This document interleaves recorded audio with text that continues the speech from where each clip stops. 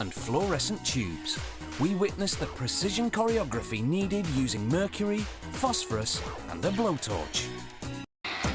In 1840, gaslight was the first form of artificial lighting, until 40 years later when Thomas Edison invented his light bulb.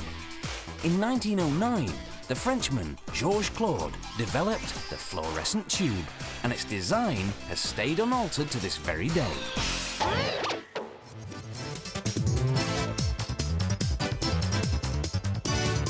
The production of fluorescent strip lighting is highly complex. A mechanical choreography will ensue to meld, fuse, bend, paint and solder. The process starts with glass tubes that have been meticulously cleaned with warm water to remove dirt and impurities. Then the tubes have to be specifically shaped. They're heated for 30 seconds, then quickly curved using a template.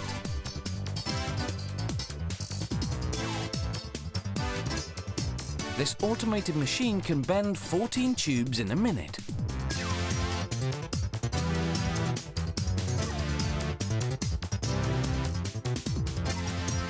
The bent tubes go into the coating chamber, where a thin coat of phosphorus is applied to the inner surfaces.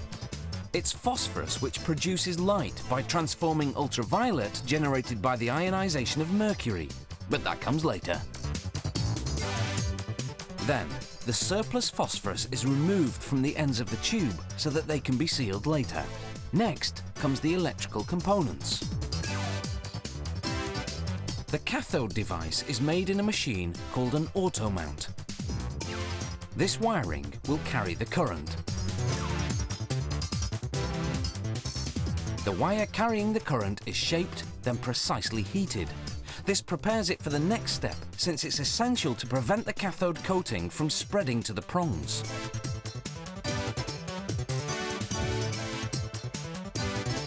The filaments are inserted into their mounts. An emissive substance is crucial in the process. This liquid, when heated, emits electrons which participate in producing light. The wiring mount is transferred from the auto mount to the sealing machine. At this stage, the mount and the glass tube are finely joined. Sealing is done at a very high temperature.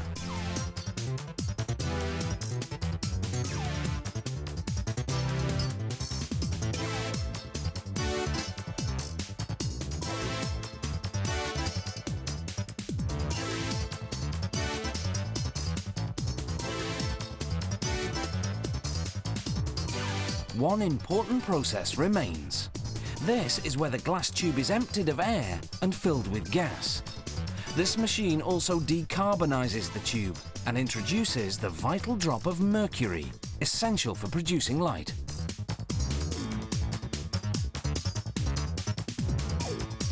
Once the drop of mercury is injected into the tube, the production process for making the fluorescent lamp is now nearing completion.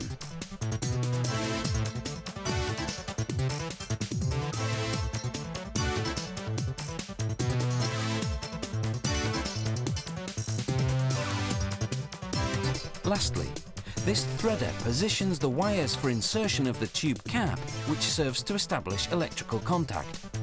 The tube cap is placed into position. The cap must not only be securely attached, but it must also be airtight to eliminate any risk of leaking.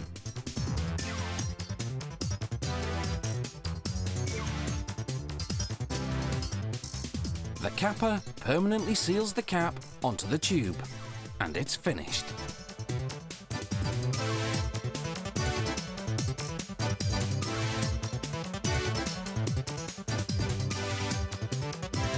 Each lamp is tested on a dramatic-looking testing wheel to verify its quality.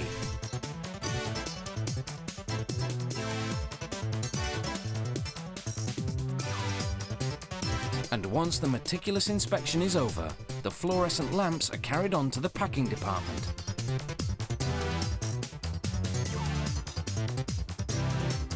It's a process which requires dexterity and precision.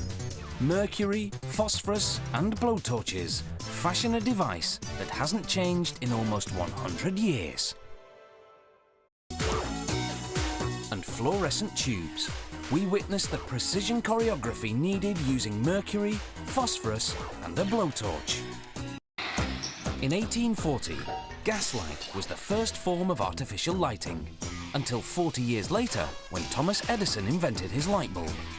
In 1909, the Frenchman Georges Claude developed the fluorescent tube, and its design has stayed unaltered to this very day.